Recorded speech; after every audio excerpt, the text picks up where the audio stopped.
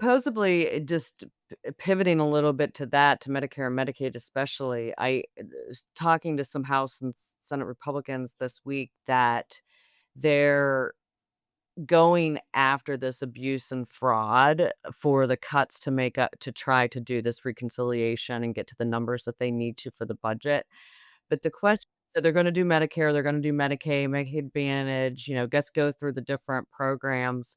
But what the details are going to be interesting, and they're having huge meetings, um, the week of the 10th, about March 10th, to decide what constitutes waste and fraud, because who's making those decisions? So something that's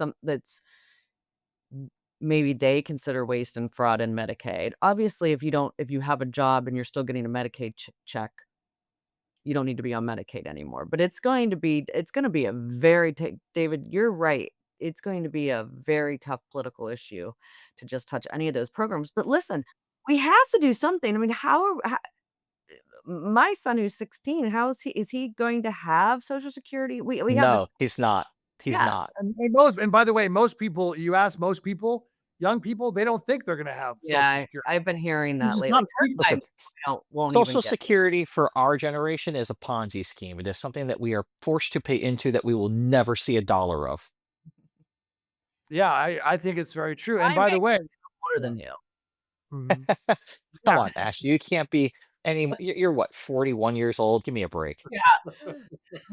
Nice, No, nice. it's true. By the way, this has been going on since Reagan. I invite our viewers, again, if you wanna see how it was done responsibly, look at how Al Gore did it.